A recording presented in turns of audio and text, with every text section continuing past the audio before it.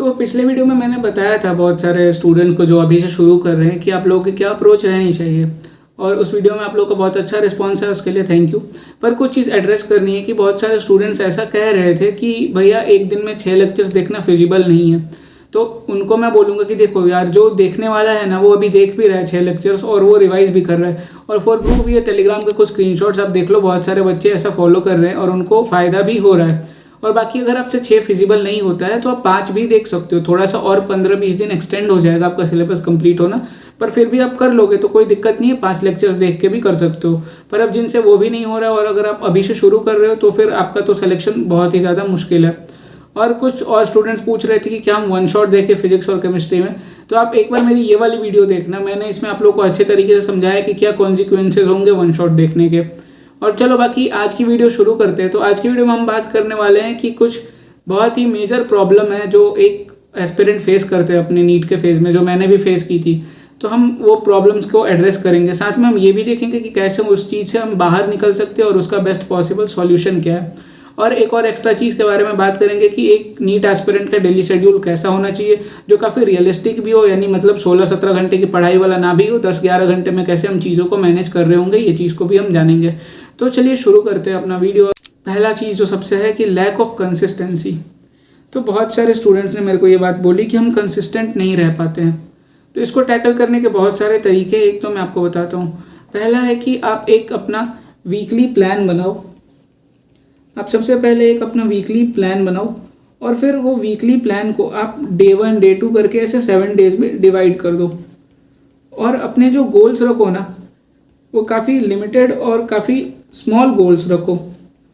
जैसे मैं आपको बताता हूँ कि मेरे को बायोलॉजी पढ़नी होती थी ना, तो अगर बायोलॉजी का मुझे कोई चैप्टर पढ़ना है तो मैं उसका ऐसे टॉपिक वाइज गोल रखता था कि आज मुझे बस इतना टॉपिक पढ़ना है। क्योंकि अगर हमारे छोटे गोल्स होंगे तो वो पूरे होंगे, और अगर गोल्स 1-2 पूरे हुए तो हम गोल्स पूरा करने की इनर्शिया में आ जाएंगे, तो और ज़्यादा हम कर सकते हैं। पर अगर कोई एकदम से बड़ा गोल बनाया अपना कि आज मुझे पूरा काइनेमेटिक्स कंप्लीट करना है और फिर वो उससे नहीं हुआ तो वो और ज़्यादा परेशान होगा और ज़्यादा स्ट्रेस होगा और उसका फिर आगे का टाइम भी और ज़्यादा ख़राब हो जाएगा। तो छोटे गोल्स बनाओ। फॉर एग्जाम्पल अगर एनिमल किंगडम चैप्टर है तो अपना एक दिन का तुम रिविजन का रखो कि तुमको बस वर्टिब्रेट्स वाला पार्ट को रिवाइज करना है, तो वो लगभग 3-4 पन्ने में है, तो बस इतने को रिवाइज करो, फिर ऐसे तुम्हारा एक गोल कंप्लीट हो गया। तो पहली चीज़ ये हो गई। दूसरी चीज़ है कि तुम खुद को रिवॉर्ड दो। दूसरी चीज़ है कि तुम खुद को रिवॉर्ड दो। यानी अगर तुम्हारा गोल तुमने जितना बनाया, तो तुमने अगर मान लो कि 10 गोल्स बनाए, तो ऐसा नहीं है कि अब तुमको ये सोचना है कि मैंने अगर 10 गोल कंप्लीट कर लिया तो मैं खुद को रिवॉर्ड दूंगा। नहीं, तुम ऐसा रखो कि अगर तुम्हारा गोल 100% कंप्लीट हो गया तो तुम अपने आप को कुछ XYZ रिवॉर्ड दोगे। तुम्हारा गोल अगर 80% ही कंप्लीट हुआ तो तुम कुछ उससे कम अमाउंट का कुछ छोटा सा रिवॉर्ड खुद के लिए दोगे। तो ऐसे खुद को रिवॉर्ड करना भी सीखो। छोटी छोटी चीज़ों के लिए छोटी छोटी चीज़ों में अपनी खुशी ढूंढना सीखो, और ऐसे तुम्हें कंसिस्टेंट रहने में बहुत ज़्यादा हेल्प मिलेगी और तुम ईजिली कंसिस्टेंट रह पाओगे। छोटे छोटे गोल्स बनाओ और खुद को रिवॉर्ड करो। बाकी इसका और कोई तीसरा चौथा उपाय है नहीं, तुमको यही चीज़ को फॉलो करना पड़ेगा। अब नेक्स्ट चीज़ है कि बहुत सारे स्टूडेंट्स ये कह रहे थे कि हम लेक्चर्स देखते टाइम बोर हो जाते हैं।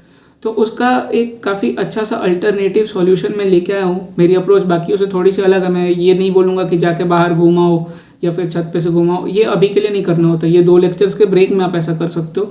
पर अगर आप लेक्चर्स देखते देखते बोर हो जा रहे हो ना, तो उसका एक अच्छा सा सॉल्यूशन मैं आपको बताता हूँ। जैसे कि तुम लेक्चर्स देख रहे हो, तुम्हारा लेक्चर चल रहा है, तुम बीच में बोर हो गए, तुम लेक्चर्स को करो पॉज। और अगर फॉर एग्जांपल अगर तुम्हारा केमिकल बॉन्डिंग चल रहा है और उसका अगर अभी तुम 8th लेक्चर पे हो, तो तुम कॉपी पलटो और तुम 7th लेक्चर का कॉन्सेप्ट रिवाइज करने लग जाओ। एक चीज़ तुम ये कर सकते हो।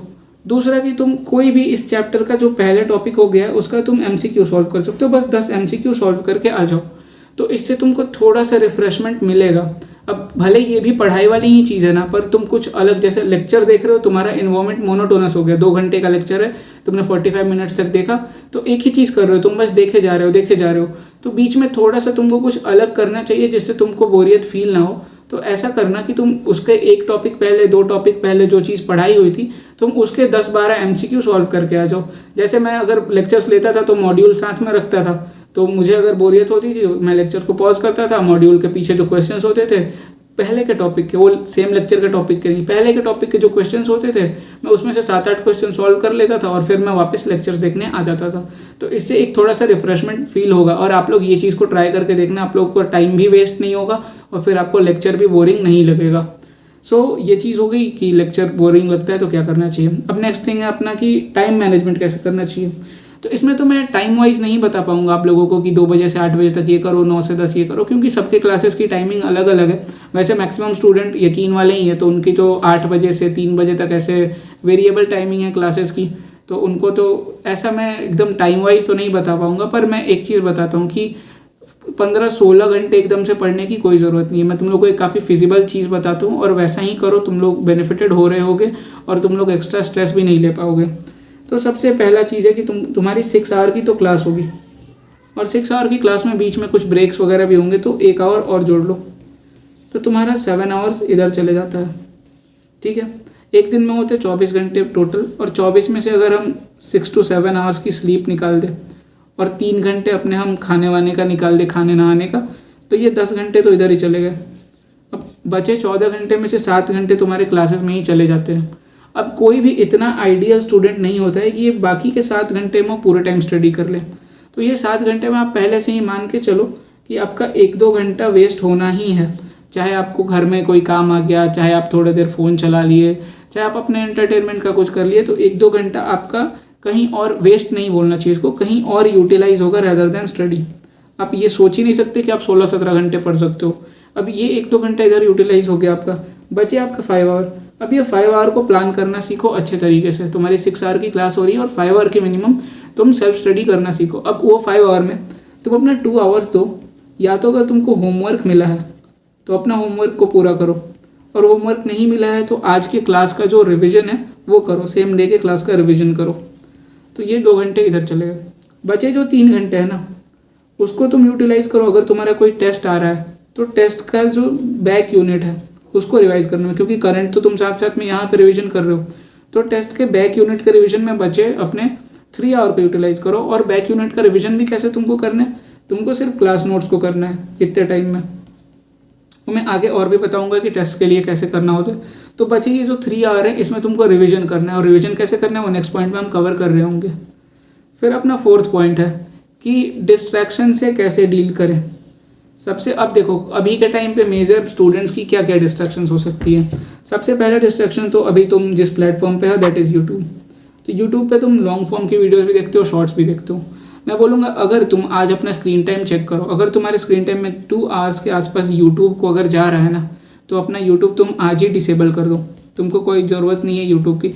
तुम खुद ही, मैंने खुद अपना यूट्यूब डिसेबल कर दिया था दिसंबर से लेकर फरवरी तक, और तुम खुद सोच के देखो तुमको यूट्यूब की कोई ज़रूरत ही नहीं है अभी के टाइम पे।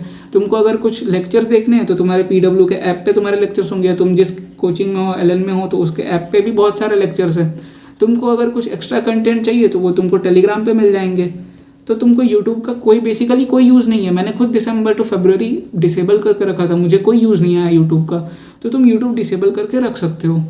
और दूसरी चीज़ है कि अगर कोई भी सोशल मीडिया साइट है तुम्हारे पास, इंस्टाग्राम हो गया, फेसबुक हो गया, तो उनको भी तुम डिसेबल कर दो। यानी बेसिकली वो तो ऐप्स होंगे ना, तो उनको अनइंस्टॉल कर दो।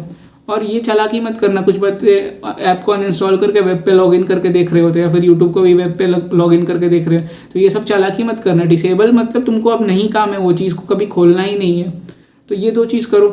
तीसरी चीज़ है कि अगर कुछ और तुमको डिस्ट्रैक्शंस है तो उनको कंट्रोल कर लो, जैसे कि हो गया ओवर थिंकिंग हो गया। तो ओवर थिंकिंग में देखो ये कम्प्लीटली नॉर्मल चीज़ है कि ओवर थिंकिंग सबको ही होती है। जो भी एक नीट एस्पिरेंट है सबको होता है, मुझे भी होता था। मैं भी आधे घंटे 1 घंटे ओवर थिंकिंग करता था। तो चीज़ों को सबसे पहले नॉर्मलाइज करो। तुम 1 घंटे अगर अपना ओवर थिंकिंग में वेस्ट कर रहे हो कोई दिक्कत नहीं है, पर ये 1 घंटे के बाद अगले 4-5 घंटे जो है तुम्हारे, ये इस स्ट्रेस में वेस्ट मत करो कि तुमने 1 घंटे ओवर थिंकिंग की थी। तो अब तुमने तो 1 घंटे ओवर थिंकिंग की और अगले 4-5 घंटे तुम ये स्ट्रेस ले रहे हो कि यार मैंने 1 घंटे ओवर थिंकिंग करके वो टाइम बर्बाद कर दिया। नहीं, ऐसा चीज़ यही थोड़ा सा एक डिफरेंस क्रिएट करेगा कि अगर तुमने 1 घंटे बहुत ऐसे ओवर थिंकिंग की, बहुत उलूल जुलूल बातें सोची, तो उसके बाद तुम जाओ थोड़ा सा बाहर हाथ पैर धो के आओ और फिर तुम सीधे पढ़ने बैठ जाओ। तुम रीडिंग करना स्टार्ट कर दो। शुरू में मन नहीं कर रहा तुम बायोलॉजी के NCERT पढ़ने लग जाओ। तो वापस से तुम पढ़ाई शुरू कर दो और स्ट्रेस मत करो। वो तुम्हारा 1 घंटा बीत गया है, अब उस पर तुम स्ट्रेस करोगे तो 1 घंटा तुमको वापस तो कभी मिलने वाला है नहीं। तो वो 1 घंटे से तुम अपना 1 घंटा ही उधर यूटिलाइज करो, बाकी सारा टाइम अपना पढ़ाई पे दो। उसके बारे में ज़्यादा स्ट्रेस मत लो। और ओवर थिंकिंग कम्प्लीटली नॉर्मल चीज़ है, सब लोग ही करते हैं, तुम इसको कंट्रोल नहीं कर पाओगे। और बाकी दूसरी चीज़, अगर तुमको ज़्यादा ही होती है, 3-4 घंटे बीत जा रहे हैं, तो एक चीज़ ट्राई करो, मेडिटेशन ट्राई करो तुम। और मेडिटेशन भी तुमको 2-3 घंटे नहीं करना है, सिर्फ 21 मिनट्स का मेडिटेशन सेशन ट्राई करो। रोज़ सुबह उठ के अपना नहा धो के पहले 21 मिनट्स का मेडिटेशन सेशन एक रख लो, वो अच्छा होगा। मैं खुद दिसंबर से ही करते आ रहा हूँ और मैं काफ़ी ज़्यादा काम रहता हूँ, मुझे काफ़ी ज़्यादा अच्छे रिजल्ट्स इसके मिले हैं। हाँ, पर किसी चीज़ को ये सोच के मत करना कि इसके तुमको रिजल्ट्स अभी ही दिख जाएंगे। तुम बस करते रहो, टाइम के साथ साथ तुमको खुद ही रिजल्ट्स दिख जाएंगे। और हाँ, एक चीज़ तो एड्रेस करना मैं भूल ही गया। कुछ स्टूडेंट्स हैं इधर फ्री फायर और BGMI वाले, तो भाई तुम लोगों को बोल रहा हूँ ना, जितने भी गेम्स हैं अभी तुम अनइंस्टॉल कर दो। तुमको देखो, खुद के लिए अगर टाइम चाहिए ना, तुम गाने सुन लो स्पॉटिफाई पर जाके या यूट्यूब से। यूट्यूब तो डिसेबल ही करना है, तो तुम गाने सुन लो थोड़े से, उसमें तुम अपना टाइम थोड़ा सा इन्वेस्ट कर सकते हो, कोई दिक्कत नहीं है, कम्प्लीटली नॉर्मल चीज़ है। आधे 1 घंटे खुद के लिए देना चाहिए हर इंसान को। किसी को ड्राइंग अच्छी लगती है, तुम ड्राइंग कर लो, वो भी कम्प्लीटली नॉर्मल चीज़ है। पर ये जो जितने भी गेम्स खेल रहे हो तुम लोग, फ्री फायर और BGMI और CODM जो भी है, अभी अनइंस्टॉल कर दो। क्योंकि तुम लोग को पोस्ट नीट पीरियड के बाद ना, जैसे कि मेरा नीट कब हुआ, मई में हुआ ना, और अभी हो रहा है अक्टूबर, अभी तक मेरा कॉलेज ही शुरू नहीं हुआ। तो ये 5 मंथ तुमको मिलेगा। कॉलेज में भी जाके गेम्स खेल सकते हो, वो अलग बात है, पर मई से अक्टूबर का ये 5 महीना तुमको मिलेगा। अगर तुम्हारा नीट क्लियर हो गया तो फिर ये 5 महीने में तुम रील्स देखो, तुम शॉर्ट्स देखो, तुम गेम्स खेलो, कोई दिक्कत नहीं है। मैंने भी अनइंस्टॉल कर दिया था, पर मैंने जैसे मेरा नीट हो गया तो फिर मैंने इंस्टाग्राम ID बनाया, मैं दिन भर रील्स देखता हूँ, मतलब जब फ्री रहता हूँ तो रील्स देख लेता हूँ। अब कोई दिक्कत नहीं है, मेरे पास कोई बर्डन नहीं है। अब मैं यूट्यूब भी देखता हूँ, रील्स भी देखता हूँ, कभी कभार गेम्स भी खेल लेता हूँ, कोई दिक्कत नहीं है। अब जब आपका नीट क्लियर हो जाएगा फिर आपको कोई बोलेगा भी नहीं, आप इजीली ये सब चीज़ कर सकते हो। तो अभी ये सब चीज़ को बंद कर दो, अभी ये सब चीज़ मत करो। बस 6 महीने की ही तो बात है। सोचो 6 महीने अगर ये सब ना करने से अगर तुम्हारा सिलेक्शन हो रहा है तो फिर क्या दिक्कत है, कर सकते हैं हम इजीली। अगला पॉइंट है कि बहुत सारे स्टूडेंट टेस्ट स्किप कर देते हैं। भाई मैंने तुम लोगों को इसके पहले वीडियोस में भी बहुत बार बताया, तो तुम लोग टेस्ट स्किप कर रहे हो। तो मैंने इसीलिए थोड़ा सा और रिसर्च किया कि तुम लोग के लिए इसको और ज़्यादा कैसे आसान बनाऊं कि तुम लोग टेस्ट देने जाओ। तो बेसिकली तुमको ये चीज़ फॉलो करनी है। देखो, तुम्हारा टेस्ट का सिलेबस मान लो आया, सिलेबस ले लेते, चलो एकदम मैक्सिमम सिलेबस लेते, 20 चैप्टर्स आ रहे तुम्हारे टेस्ट में, PCB तीनों मिला के। तो फिजिक्स और केमिस्ट्री के लिए, फिजिक्स एंड केमिस्ट्री के लिए तुम अपनी अप्रोच ये रखो।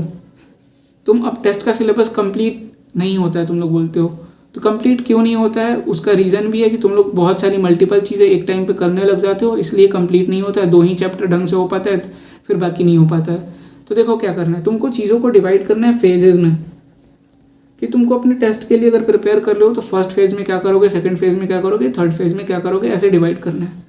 तो फर्स्ट फेज़ में तुमको सिर्फ और सिर्फ क्लास नोट्स करने हैं। अगर ये जो 20 चैप्टर्स हैं इसमें से अगर मैक्सिमम फिर भी लेते, चलो 15 चैप्टर्स आ रहे तुम्हारे फिजिक्स केमिस्ट्री के ना, तो तुमको सिर्फ और सिर्फ क्लास नोट्स पढ़ने हैं वो 15 चैप्टर के। ये तुम्हारा फेज़ 1 का रिवीजन प्लान हो गया कि ये टेस्ट के लिए अगर इतने चैप्टर प्रिपेयर कर रहे हैं तो क्लास नोट्स को पढ़ना है। और क्लास नोट्स को भी कैसे पढ़ना है, तो कुछ बच्चे ऊपर से देख लेते हैं, वो गलती तुम लोग मत करना। क्लास नोट्स को पढ़ना है कि पूरी थ्योरी पढ़नी है, थ्योरी में कुछ अच्छा लगा तो उसको अंडरलाइन करना है, साथ में जितने क्वेश्चंस हैं उसको अपने हाथ से कवर करना है। और मतलब क्वेश्चंस को कवर नहीं करना, उसके सॉल्यूशंस को अपने हाथ से कवर करना है, और क्वेश्चंस को खुद अटेम्प्ट करके देखना है कि क्या तुमसे वो क्वेश्चंस हो पा रहे हैं तुम्हारे क्लास नोट्स वाले कि नहीं। क्योंकि एक चीज़ मैं 3 वीडियो से समझा रहा हूँ सेम टॉपिक पे, कि तुम्हारे क्लास नोट्स जो है ना वो सबसे इंपॉर्टेंट है। अगर तुमसे तुम्हारे क्लास नोट्स के सारे सवाल लग गए, क्योंकि क्लास नोट्स ऐसे डिज़ाइन होते हैं कि उसमें PYQs बेस्ड भी सारे सवाल होते हैं, कुछ नया आ गया तो वो भी होता है, बेसिक सवाल भी होते हैं और थोड़े एडवांस लेवल के भी होते हैं। तो अगर तुमसे तुम्हारे क्लास नोट्स के सारे सवाल लग गए ना, फिर तुम कोई भी सवाल इजीली सॉल्व कर सकते हो। तो क्लास नोट्स को अच्छे से रिवाइज करो। मेरे टाइम पे भी मुझे सबसे बोरिंग काम लगता था मेरा क्लास नोट्स को रिवीजन करना, पर अगर क्लास नोट्स को रिवीजन करने के बाद जो कॉन्फिडेंस आता था ना, तो उससे टेस्ट में सारे सवाल सही भी हो जाते थे। तो इसीलिए थोड़ा बोरिंग लगेगा क्लास नोट्स को रिवाइज करना, पर यही करो, क्लास नोट्स का पहला पन्ना खोलो, उसकी पूरी थ्योरी पढ़ो, उसके आगे जो सवाल दिखे वो सवाल को करो, फिर आगे की थ्योरी पढ़ो, फिर आगे के सवाल करो। ऐसे करते करते थोड़ा थोड़ा टाइम देके, और जल्दी में नहीं हो पाएगा। तो अगर तुम सोच रहे हो काइनेमेटिक्स जैसा चैप्टर 1 घंटे में रिवाइज कर लो, नहीं हो पाएगा। इट्स कम्प्लीटली नॉर्मल कि उसमें 3 से 4 घंटे लग सकते हैं, 6 घंटे भी लग सकते हैं। अगर क्लास नोट्स MR सर के क्लास नोट्स है ना तो 6-8 घंटे भी लग सकता है उसको रिवाइज़ करने में। तो टाइम लगेगा, पर टाइम इन्वेस्ट करो, क्योंकि क्लास नोट्स को रिवाइज़ कर लिया तो तुमको फिर एक्स्ट्रा कुछ रिवाइज़ करने की ज़रूरत नहीं है। तो फेज़ 1 में तुम अपने ये 15 चैप्टर के तुमने क्लास नोट्स कर लिए, तो और उसके बाद फेज़ 2 बनाओ कि अगर क्लास नोट्स 15 चैप्टर के हो गए तो फिर तुम मॉड्यूल की एक्सरसाइज 1 कर लोगे। तो इससे तुम्हारी क्वेश्चन प्रैक्टिस हो गई। पर अब देखो, अब यहाँ तुम्हारे पास 2 चीज़ें होंगी। पहला होगा कि तुमने ये 15 चैप्टर में से ना तुमसे बस 8 चैप्टर का ही क्लास नोट्स रिवाइज हो पाया, तो और फिर तुम परेशान होकर टेस्ट देने नहीं जाओगे। दूसरा चीज़ होगा कि तुमने 15 चैप्टर के क्लास नोट्स तो रिवाइज कर लिए, पर तुमने क्वेश्चन प्रैक्टिस बिल्कुल नहीं की, तो भी तुम परेशान होकर टेस्ट देने नहीं जाओगे। अब देखो, टेस्ट नहीं देने से तुम्हारा बिल्कुल घाटा होगा, और अगर अब तुमको मैं कन्विंस करता हूँ कि तुम टेस्ट देने तुम्हें क्यों जाना चाहिए, मेरी बात ध्यान से सुनना। तुमने अगर ये 8 चैप्टर किए हैं ना, तो तुम जाओ, तुम ये 8 चैप्टर के तो सारे सवाल सही करके आओगे ना। अगर 15 चैप्टर आ रहे हैं फिजिक्स में, 15 चैप्टर से 100 फिजिक्स और केमिस्ट्री मिला के और 100 सवाल आ रहे हैं, तो तुमने अगर 8 चैप्टर ही किए तो तुम चलो कुछ गलतियाँ भी करोगे तो भी तो तुम 50 सवाल तो सही करके आओगे, तुम्हारे 50 क्वेश्चन की तो प्रैक्टिस हो गई।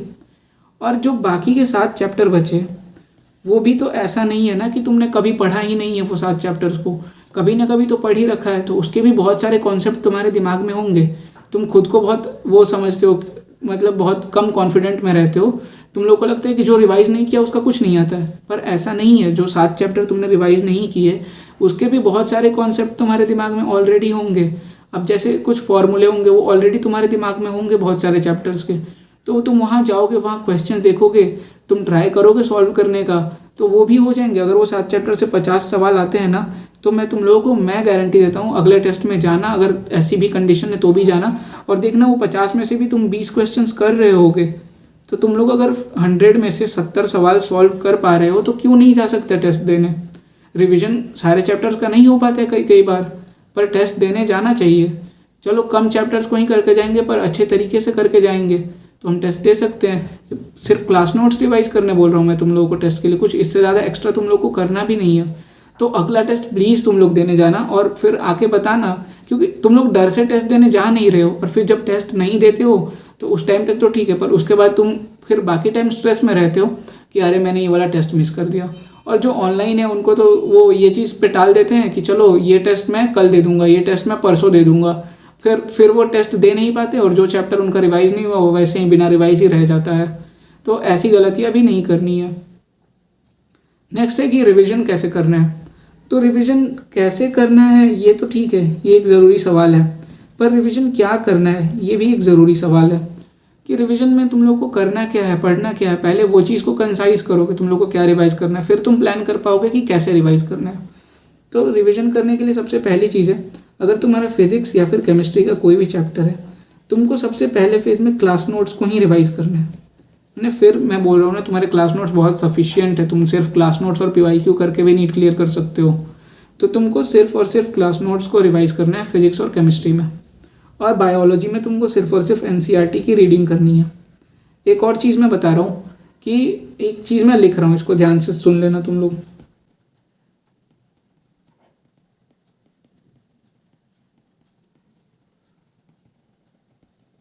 ये चीज़ देखो कि रिवीजन के लिए लेक्चर्स देखने की कोई ज़रूरत नहीं है भाई। तुम लोग लेक्चर्स देखने के इनर्शिया में हो, क्लास के लिए लेक्चर्स देख रहे हैं, रिवीजन के लिए लेक्चर्स देख रहे हैं, टेस्ट के लिए लेक्चर्स देख रहे हैं, टेस्ट की एनालिसिस के लिए लेक्चर्स देख रहे हैं। जब तुम लोगों ने एक चैप्टर अच्छे से अपने क्लास में, जैसे काइनेमेटिक्स जैसा बड़ा चैप्टर पूरा 16-17 लेक्चर्स में पढ़ा है ऑलरेडी, तो फिर तुमको उसको लेक्चर लेने की क्या ज़रूरत है रिवीजन करने के लिए, चाहे 1 शॉट लेक्चर हो तो भी। तुम खुद से भी तो बैठ कर अपने क्लास नोट्स पढ़ सकते हो। बोरिंग लगता है तो फिर थोड़ा थोड़ा करके पढ़ो ना, 2-2 पन्ना ही पढ़ो, 1 पन्ना ही रोज का पढ़ो अपने क्लास नोट्स का, पर खुद से पढ़ो ना। खुद से पढ़ोगे तो खुद से सीखोगे। तुम वापस रिवीजन लेक्चर देखोगे, वो टीचर खुद ही बता रहे होंगे, खुद ही सॉल्व कर रहे होंगे। कोई भी टीचर रिवीजन लेक्चर्स में यही होता है कि वो खुद बताएंगे, खुद सॉल्व करेंगे, तुमको थोड़ा सा टाइम देंगे, लेकिन तुम तो आलसी हो, तुम अपना पेन वगैरह तो चलाओगे नहीं। तो फिर इससे अच्छा है कि तुम खुद से रिवाइज करो, चाहे 2 पन्ने ही करो एक दिन में, पर खुद से रिवाइज करो। लेक्चर्स देखना बंद करो रिवीजन के लिए। और फिजिक्स केमिस्ट्री में सिर्फ और सिर्फ क्लास नोट्स को रिवाइज करना है, और बायोलॉजी में सिर्फ और सिर्फ NCERT को रिवाइज करना है। तो ये तो मैंने बताया कि तुमको क्या रिवाइज करना है। अब तुमको कैसे रिवाइज करना है वो भी मैं इसके लिए तुम लोगों को चीख के बता चुका हूँ कि जो अभी डेली शेड्यूल बताया था, जो 3 घंटे तुमको मिलेंगे, उसमें तुम आराम से अपने क्लास नोट्स को रिवाइज कर सकते हो और बायो की एनसीईआरटी पढ़ सकते हो। तो ऐसे ही तुमको रिवीजन करना है। आखिरी चीज़ है कि लैक ऑफ गाइडेंस। तो लैक ऑफ गाइडेंस के लिए दोस्तों मैं लॉन्च करने वाला हूँ अपना 11,111 रुपये का मेंटोर। अरे ऐसा कुछ नहीं है भाई, मजाक कर रहा था, ये सब कुछ नहीं होता। देखो, लैक ऑफ गाइडेंस अगर है, तुम लोगों को अच्छा सा गाइडेंस चाहिए, तो सबसे पहले तुम्हारे रिलेटिव में, तुम्हारे आसपास में कोई भी सीनियर होंगे जो मेडिकल कॉलेज में है, या फिर जो BAMS भी कर रहे हैं, जो मेडिकल फील्ड में थे, जिन्होंने नीट दिया था। तुम उनसे कॉल करके अपनी प्रॉब्लम शेयर कर सकते हो, उनसे पूछ सकते हो, कोई दिक्कत नहीं है। It's completely normal. कोई तुमको जज नहीं करने वाला है। जो इस फेज से गुजर गए हैं, खासकर नीट वाले फेज से, वो तुमको कभी जज नहीं करेंगे। तो तुम उनसे फ़ोन करके अपनी प्रॉब्लम शेयर करो, पूछो, कोई दिक्कत नहीं है। कोई रिलेटिव में दूर का रिश्तेदार भी है, उनसे भी करो, कोई दिक्कत नहीं है। क्या है वो, ज़्यादा से ज़्यादा मतलब क्या हो जाएगा, कुछ नहीं होगा, कर सकते हो, काफ़ी नॉर्मल चीज़ है। दूसरी चीज़ कि उनसे नहीं हो पा रहा है, तो कुछ मेरी तरह बहुत सारे यूट्यूबर्स हैं अभी के टाइम में जो अच्छा कंटेंट भी प्रोवाइड कर रहे हैं और अच्छे तरीके से लोगों को गाइड भी कर रहे हैं। तो आप उनसे भी जाके उनको मैसेज करके पूछो, क्योंकि अभी मैक्सिमम लोगों के कॉलेजेस स्टार्ट नहीं हुए, तो वो लोग फ्री है। तो उनसे भी जाके पूछो, उनके इंस्टा पे, टेलीग्राम पे मैसेज करो, उनसे अपना गाइडेंस लो, जो तुमको अच्छा लगता है, जिससे तुम्हारी फ्रीक्वेंसी अच्छी बैठती है, उनसे पूछ सकते हो। तीसरा कि तुम मेरे पास आओ, तुम मेरा टेलीग्राम चैनल ज्वाइन करो, तुम मेरे से पूछो जो भी तुमको गाइडेंस चाहिए। मैंने तुम लोग को अभी तक वीडियोस के थ्रू क्या रिसोर्सेज फॉलो करना है ये बता दिया है, टेस्ट के लिए कैसे रिवीजन करना है ये बता दिया है, क्या क्या गलतियाँ करते हो ये भी बता दिया है, और उसको कैसे सुधारना है, और अभी क्या प्रॉब्लम्स फेस कर रहे हो और इसको भी कैसे तुम कोप अप करोगे, इसका भी काफ़ी अलग, बाकियों से काफ़ी अलग अप्रोच में ये चीज़ को भी समझा दिया है मैंने तुम लोगों को। और बाकी अब ऐसे ही तुम लोग को बहुत चीज़ और जानना है तो तुम मुझे टेलीग्राम पे मैसेज कर लेना, मेरा ग्रुप ज्वाइन कर लो, वहाँ मैसेज कर देना, लिंक मैं तुमको दे दूंगा अपने डिस्क्रिप्शन में। तो गाइडेंस की कोई कमी होगी नहीं, गाइडेंस तुम लोगों को ऐसे ही मिलेगा। और बाकी तुम अपने जो फेलो बैचमेट्स हैं ना, उनसे भी अपनी प्रॉब्लम्स को शेयर करना सीखो, वो भी तुम लोगों को अच्छा गाइड कर देंगे। या फिर कोई ड्रॉपर स्टूडेंट भी है, तुम मान लो अगर 11th-12th वाले हो, तो तुम ड्रॉपर से भी पूछ सकते हो। उन्होंने भी बहुत कुछ सीखा है अपनी जर्नी में, भले उनका नीट क्लियर नहीं हुआ, पर उन लोगों को भी बहुत सारी चीज़ें पता है। उनको तो ये एटलीस्ट इतना तो पता है कि क्या क्या गलतियाँ नहीं करनी है जिससे नीट क्लियर नहीं होता है। तो जो ड्रॉपर्स तुम्हारे अराउंड है उनसे भी पूछ सकते हो, तो अच्छा गाइडेंस तुम लोगों को मिल जाएगा। पर इससे अपने कंफर्ट जोन से बाहर आके पूछना पड़ेगा चीज़ों को। तुम घर में बैठे बैठे सोच रहे हो कि तुमको कोई आके खुद से गाइडेंस दे के जाए, तो वो तो नहीं हो पाएगा ना ब्रो। तो ये सबको अच्छे तरीके से मैनेज करो। और अब एक आखिरी टॉपिक है जिसके बारे में बात कर लेते हैं कि डिप्रेशन और स्ट्रेस हो जाता है, बहुत सारे बच्चे डिप्रेस हो जाते हैं। तो अब बस ध्यान से सुनना, कुछ लिखने नहीं वाला हूँ। सबसे पहला है कि डिप्रेशन का रीज़न क्या है तुम्हारे।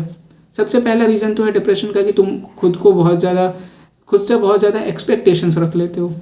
तुमने खुद को आज एक दिन का गोल दे दिया कि मुझे काइनेमेटिक्स भी पूरी रिवाइज करनी है, मुझे केमिकल काइनेटिक्स भी पूरी रिवाइज करनी है, और मुझे बायोलॉजी में 4 चैप्टर पढ़ लेना है।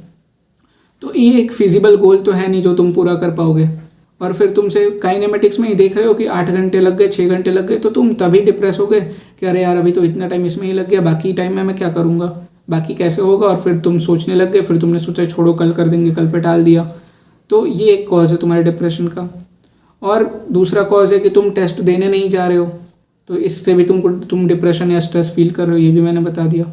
तीसरा है बोर्ड फील कर रहे हो। हाँ, तो अब सुनो, अगर तुमको बहुत ज़्यादा ऐसे बोरिंग सा लग रहा है ना, काफ़ी मोनोटोनस इन्वायरमेंट लग रहा है, तो तुम ऐसा कर सकते हो। मतलब ये भी चीज़ तुमको कोई नहीं ऐसे बताएगा, पर मैं बोल रहा हूँ और करके देखना, तुम्हें अच्छा लगेगा। तुम एक दिन के लिए ब्रेक ले लो। जब तुमको लगेगा ना कि एकदम पानी सिर के ऊपर जा चुका है, अब बहुत ज़्यादा डिप्रेशन टाइप का फील हो रहा है, बहुत ज़्यादा पढ़ाई मेरे से नहीं हो रही है, तुम एक दिन का पूरा ब्रेक ले लो। भले तुम्हारे बैकलॉग्स लगे 4 लेक्चर 3 लेक्चर के, कोई बात नहीं है, तुम्हारी मेंटल पीस ज़्यादा ज़रूरी है। तुम एक दिन का पूरा ब्रेक ले लो। वो एक दिन तुम घर वालों के साथ स्पेंड करो। वो एक दिन में तुमको अगर बाहर जाना है, कुछ खाने पीने जाना है, जाके घूमो, खाओ पियो, अच्छे से अपना एंजॉय करो वो एक दिन। और या फिर किसी को मूवी देखनी है, कुछ भी करना है, तुम वो एक दिन में करो।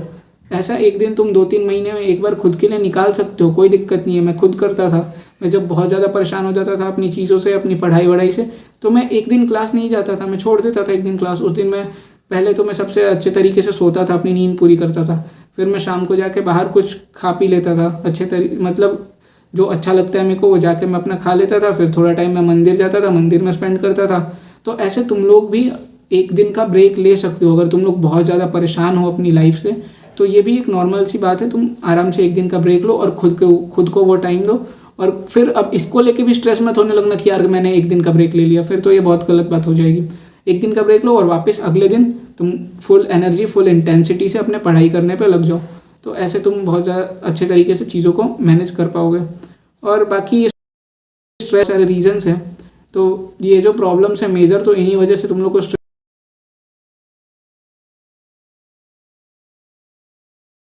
हो, उससे बाहर निकल सकते हैं। बाकी वीडियो अच्छी लगी हो तो लाइक कर देना और चैनल को सब्सक्राइब कर देना। और बाकी जिनको तो कुछ ज़्यादा प्रॉब्लम है भाई, तुम यूट्यूब डिसेबल कर दो, तुम लाइक सब्सक्राइब मत करो, तुम यूट्यूब डिसेबल कर दो और जाओ यहाँ से अच्छे तरीके से पढ़ाई लिखाई करते रहो। बाकी मज़े करो, खुद के लिए भी थोड़ा सा टाइम निकालो और अपनी मेंटल पीस को हमेशा ज़्यादा प्रायोरिटी पे रखो। Thanks for watching.